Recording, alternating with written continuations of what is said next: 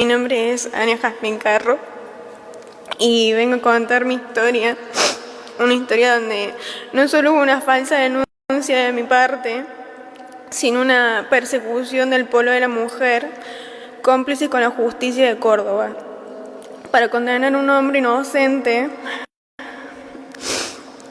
Solo necesitan a una persona que diga algo en contra de un hombre para terminar condenado por no menos de 10 años a la cárcel, o 15, como mi papá. Ana Yasmín Carro ha sido una noticia estos últimos días debido al gran impacto que ha tenido no solamente en Argentina, que es donde inició esto, sino también en otras partes del mundo, porque estamos hablando de una noticia que pegó no solamente por lo que viene siendo la acusación en sí, que esto se basa de que es una chica que a sus 14 años acusó falsamente a su padre de abuso sexual y su padre fue sentenciado de forma injusta, sin ningún tipo de prueba, a 15 años, por el cual ya ha tenido 5 años en prisión este padre. Estamos hablando de algo que ya se viene repitiéndose ya muchos años antes, de noticias falsas que lastimosamente arruinan vidas, ya sea personas que meten a prisión o que no llegan a estarlo porque simplemente alguien decide tomar justicia por mano propia, basándose en lo que dice la víctima sin ningún tipo de prueba y terminan costándole la vida a esa persona. Hoy desgraciadamente estamos hablando del caso de un padre de familia que simplemente por una rabieta de una niña, por castigarla, quitarle el celular, lo acusó de algo tan grave que sin ningún tipo de prueba ni nada lo sentenciaron a 15 años a cárcel. Mi historia comienza cuando tenía 14 años, empezando mi adolescencia. Me agarró un enojo con mi padre y no quería límites, no toleraba un orden, y en el colegio y la sociedad me mostraba cada rato que yo era una mujer y ningún hombre debía decirme qué hacer. Ana cuenta que debido a estas pláticas que se daban en su escuela sobre feminismo, que el feminismo no tiene nada de malo, sino de que ella a sus 14 años, siendo influenciada por estas ideas y no saber controlar bien sus emociones debido a que era una adolescente, y llegó un momento en que una de sus amigas le platicó un abuso que ella tuvo, que es una experiencia real según ella. Entonces ella utilizó este relato, bueno, experiencia que le dijo esta amiga, que es un abuso real, y lo hizo propio. Entonces, en un momento en el que el padre la castigó quitando el celular porque no sacaba buenas notas o comportamientos rebeldes, ella decidió acusarlo usando este relato de la amiga, el cual pues obviamente se lo contó a su madre y su madre confrontó a su padre. Estamos con la mamá de Jazmín, Lorena, que está llevando adelante una lucha ahora, ¿no? Gracias por venir, estar acá, Lorena. Gracias a ustedes por recibirme, es muy importante. La primera vez que cuenta ella esto, creíste en su versión, obviamente. Sí, por supuesto, no tuve ninguna duda. Cuando ella me dice esto, así como lo cuentan ustedes, en una especie de disciplina con ella, me dice, yo no voy a respetar a mi papá porque él me tocó. Ajá. Quedé consternada, no podía creer. No podía creer no porque no le creía, sino porque mi marido era intachable, pero no dudé de ella nunca. Lo único que hice fue contenerla en ese momento, le pregunté si había pasado algo más, cuándo, le indagué un poquito para que ella se pudiera abrir conmigo, a ver si había algo que no me podía decir. Le dije, bueno, tranquila, yo voy a enfrentar a tu papá. Lorena, la madre de Ana, cuenta que cuando Ana le contó esto, ella lo primero que hizo fue tratar de indagar más para ver si Ana podría contarle más detalles sobre esto ocurrido, que al final pues era una clara mentira. Ella misma dice en esta parte que su marido era intachable, o sea que estamos hablando de que es un marido que quiero suponer que ella al decir intachable se refiere a que es una persona pues confiable, bueno, o sea que no dudaría de él o que tiene la suficiente confianza como para tenerlo de pareja y que sea padre de sus hijos. Yo me imagino que eso es lo que quiere decir con intachable. Entonces que esto obviamente le toma por sorpresa, pero ella aún así decide confiar en su hija porque claro, ¿quién piensa que alguien sería... No quiero decir una mala palabra ni insultarla porque tampoco es como que Ana tenga... Si bien es su culpa, claro, es su culpa, porque hay niños de 14 años que perfectamente saben que eso ya está mal. Yo con 14 años sabía, honestamente, sabía diferenciar el bien y el mal. Y obviamente sabía que hacer una acusación falsa de ese tipo podía llevar a un ser querido a la cárcel. Bueno, en resumidas cuentas, Ana no tenía la suficiente madurez todavía para medir la consecuencia de sus acciones, ya que pues obviamente una cosa es enojarte con tu padre, discutir, dejarle de hablar, no sé, etcétera, a literalmente acusarlo de algo tan grave que lo lleve a la cárcel por 15 años y que actualmente ya haya cumplido 5. O sea, entonces quería llegar a esta parte de que obviamente su madre le creyó porque ¿cómo vas a creer que alguien va a mentir sobre eso? No te lo esperas, y mucho menos de tu hijo que tú lo has criado. Entonces, quiero suponer de que ella realmente no era una mala niña y por eso ella no pensó que estaba diciendo una mentira, porque literalmente es algo súper grave. Le estábamos poniendo límites porque contestaba mucho, había entrado en 14 años, tenía en una rebeldía de adolescencia que... Era solo eso, digamos. Era solo eso, sinceramente. Y ella me dice, yo no lo voy a respetar porque me tocaba. En esta parte la madre cuenta pues de que si bien le ponían castigos porque tenía actitudes rebeldes, era grosera, tanto con ella como con su padre, le quitaron el celular porque iba mal en la escuela, etcétera. Si bien estaba todo eso, ella jamás esperó ese comportamiento de su hija. Y obviamente ella al decirle que su padre la tocó, la agarró completamente, pues es que simplemente no te lo esperas. Hizo fue llorar y decirme, no, me tocó ahí. ¿Cuándo? Me dijo que había sido hacía mucho tiempo atrás, que había sido cuando yo me había ido en un taller, en una especie de taller, en un retiro espiritual un fin de semana. Que a la larga vamos viendo que yo en ese momento ni me puse a pensar en ese día, en esa fecha, porque había sido en el 2012, o sea, 8 años atrás había pasado eso, lo que me dijo. Esta parte de aquí es pieza clave en toda esta historia, porque estamos hablando de que ella, cuando le dice el relato, ella tenía 14 años. Su padre ya lleva en la cárcel 5 años. O sea que esto pasó en 2019, ya estamos en 2024. Hace 5 años, en 2019, ella tenía 14 años y este relato ella dice que fue 8 años antes. O sea, en 2012. Y pues ya restando, ella está diciendo que esto de que su padre la tocó fue cuando ella tuvo entre 7 y 8 años. Y ella, aquí es donde empieza la pieza clave, porque justamente ese día, cuando la hija dice que es donde pasó todo esto, porque la madre no estaba en casa, justamente fue en un evento que ella se fue. Ok, ¿y por qué digo que esta parte es importante? Porque la persona que se quedó cuidando a los hijos junto con el padre era la abuela. Y la abuela, estando presente, obviamente no tiene ningún tipo de sentido al momento de querer amarrar la historia, porque ella siempre estuvo en la casa y ella diciendo que pasó eso justamente el día que ella decía, pues no tiene ningún tipo de sentido, ya que se destruía solita esa historia. Ok, y si la historia no tenía ningún tipo de sentido al momento de pues analizarla y comprobar los días que ella decía y el relato, etcétera, ¿por qué funcionó? Bueno, simple. Pasó porque la madre confrontó al padre. Eso estuvo clarísimo. ¿Y cuál fue la reacción del padre? Él, para demostrar su inocencia, en Argentina existe algo llamado el polo de la mujer. Desconozco muy bien qué significa o qué hacen, pero yo me imagino por el nombre y todo, que es algo relacionado con este tipo de casos en la mujer. Entonces, él decidió, el padre le dijo a la madre que fueran entonces al polo de la mujer para mostrar su inocencia. ¿Y por qué esto simplemente no se desmoronó si no tiene ningún tipo de sentido? Porque aquí es donde digo que esta historia tiene más trasfondo, tiene mucha información detrás que una simple acusación. Porque al momento en que este caso llegó a esa delegación, departamento, no sé qué sea, es donde se jodió todo. Literal, porque estamos hablando de que engrandecieron la historia a algo que no era, inventaron información que no era, obligaron a Ana a decir cosas que realmente jamás habían pasado.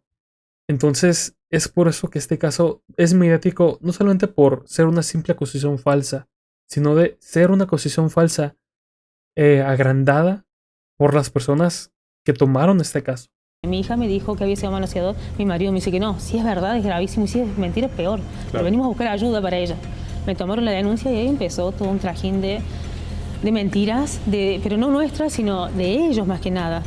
Ella tenía 14 años, no le podían tomar una declaración. Hoy sé, con toda la experiencia que viví, que la primera declaración se le tiene que tomar en una cámara Gesell. En el pueblo de la mujer le tomaron una entrevista, pero no conmigo. Me dijeron, o sea, vos por acá te vamos a hacer una entrevista y que ella espere, sola en un lugar de espera a los 14 años con todo lo que le había pasado en ese día. Bueno, Lorena cuenta que cuando llegaron al pueblo de la mujer, lo primero que hicieron fue separar al padre, obviamente, de la madre y de la hija. Lo llevaron a una parte aparte, que eso lo vamos a ver más adelante en una propia llamada que tuvo el padre desde la cárcel, diciendo, pues, obviamente contando su parte de la historia. Cuando el padre lo ponen aparte, pues la madre es donde pues les explica a estas personas, a las autoridades encargadas, que lo que pasó, el relato, etcétera. Y lo que hacen es tomarle una entrevista a la propia Ana y a la propia madre, pero Ana tenía 14 años y obviamente ella dice que tenía que estar alguien presente, o sea, un adulto presente, porque ella era menor de edad.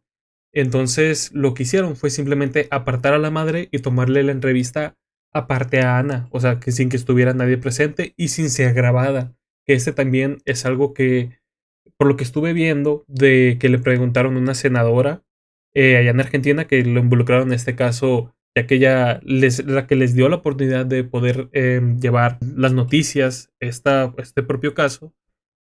Ella cuenta que realmente ese es un error gravísimo, ya que siempre tienen que ser grabadas, porque se tiene que tener siempre un registro de todo. O sea, no solamente lo que va en papel, que son los documentos, sino también pues las propias llamadas, ¿no? O sea, bueno, no llamada, sino las propias grabaciones también.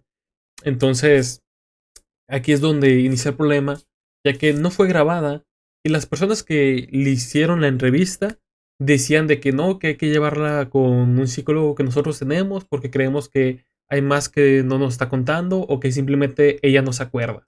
O sea, querían que ella pusiera más cosas en este caso que ella no dijo y que ella realmente no se sabe por qué las pusieron o por qué metieron más información de lo que no era, inventando cosas de actitudes que hizo el padre que obviamente sabemos que es una mentira, pero le sumaron más cosas que ni siquiera iban en el propio relato que decía la propia Ana. Entonces, aquí es donde se engrandeció todo más. Porque no solamente fue meter cosas que no pasaron, sumándole cosas de acciones, ya se pueden imaginar cuáles, que obviamente eso jamás pasó, que jamás dijo ni el propio relato de la propia Ana, sumando información, etcétera. En los antecedentes del hecho decía, la niña dice que fue manoseada por el padre y que por momentos le ha hecho, en palabras más vulgares, le obligaba a tener sexo oral.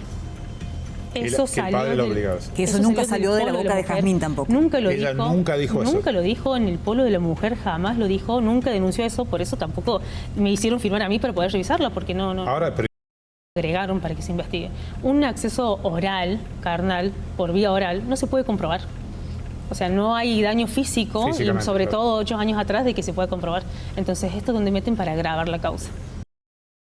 Bueno, Lorena cuenta que después de todo esto, pasado un mes, es cuando Ana dice que esto es mentira. O sea, que inventó lo del abuso del padre y que aparte de lo que estaban poniendo, supuestamente su testificación, su testimonio en esto, era obviamente una clara mentira. Entonces su madre, junto con Ana, fueron al pueblo de la mujer para decir de que no, pues es un error. Y les dijeron de que ya no se podía quitar la denuncia, que tenía que seguir porque ya no se podía quitar porque ya había llegado a tribunales. Porque a tribunales no llegó una acusación sobre abuso sexual, no, llegó un abuso sexual ya con acciones carnales, que eso fue algo que le obligaron a decir a Ana. Entonces no podían quitar la denuncia, no dejaron ya testificar a Ana a partir de esto. Además de que determinaron que Ana tenía que ser evaluada con una inspección psicológica por 5 días, 5 inspecciones psicológicas, las cuales nada más hicieron 4, porque la madre cuenta que cada día que pasaba de una inspección psicológica, Ana venía llorando, venía pues, sufriendo, o sea, no se la pasaba para nada bien, obviamente, en las inspecciones psicológicas. ¿Y esto por qué? Porque ella le contaba a su madre de cómo le obligaban a decir cosas que ella jamás dijo, que ella se la pasaba diciendo que es mentira, o sea, lo que ella inventó, que el abuso, que la acusación falsa que está haciendo sobre su padre, obviamente jamás existió y que la obligaban a decir cosas que ella jamás había dicho y que con la justificación de que no, que se te puede haber olvidado esto, no, de que yo creo que también te pasó esto y que no te acuerdas, o sea, la estaban manipulando a una niña de 14 años. ¿Sentís que en lo que es justicia de género no se cumple con el principio de inocencia? Totalmente, totalmente. Y por eso hay tantas personas que están presas en forma y son inocentes. Hay personas presas inocentes. No se escucha a la otra parte. Entonces a mí me enseñaron desde chiquita que la justicia debería ser ciega y que debería escuchar a ambas partes, y eso tiene que ser así siempre. La realidad es que hoy no ocurre. Entonces lo que nosotros apuntamos, hoy existe el delito en el Código Penal de la falsa denuncia. Lo que pasa es que es un chiste, por eso no hay estadísticas oficiales. Ella es Carolina Lozada, una senadora nacional de Argentina, la cual ella tiene un programa donde se basa en que el método de justicia que debe existir es uno que sea totalmente imparcial, no solamente más inclinado para el lado de la mujer o para el hombre, sino uno que tenga una verdadera imparcialidad entre ambos. Le sacaba el teléfono, no le dejaba usar el celular porque se había vuelto muy distraída, no venía bien en el colegio, cosas así. Y ese día, bueno, ella le dice a la mamá, esto hablo yo por lo que me cuenta Lorena, porque ella en realidad nunca me lo dijo a mí. Y Lorena viene y me ataca a mí. Yo tenía la necesidad de hacer que ella entendiera de que no, que me creyera que, o sea, yo entiendo que es su hija y tiene que creerle, en eso lo entiendo y estoy de acuerdo, pero lo que siempre digo, no me dio ni un poquito de confianza de decirme, mira, pasa esto. Directamente ella vino, me atacó y me echó de casa. Entonces yo le dije que fuéramos a denunciar, yo las debe. Eso no lo dice nadie, pero yo las debe. Cuando llegamos al lugar, a mí directamente me apartan, me llevan a una especie de celda que se ve que la usan como cocina, pero ¿por qué digo celda? Porque tenía una reja y ahí me dejan encerrado. Y yo le digo, pero ¿qué pasa? ¿Por qué me encerras acá? No, está abierto, acá vos podés salir cuando quieras. Eso es lo que veníamos contando desde el inicio, que el padre, al momento de que pues le sorprende esa acusación que hace la propia Ana y pues la madre obviamente lo echa de casa, él lo que decide hacer es de que vayan al pueblo de la mujer para determinar si eso es verdad o no, para demostrar, pues él sabiendo que es inocente, demostrar que es claramente pues una mentira lo que está diciendo la niña. Lo que él jamás esperó es que lo encerraran en un tipo de cárcel, que él dice que era más que nada una cocina, y que él jamás esperó que la cosa fuera a llegar a tanto. O sea, que él pensaba honestamente que la justicia iba a hacer algo por él, pero él jamás esperó de que lo encerraran directamente. Imputación de abuso sexual, con aviso carnal que nadie entiende de dónde salió, pero a mí se me termina condenando por eso, por un abuso sexual con aviso carnal. Yo a mi hija no le hice nada, jamás le toqué un pelo a mi hija.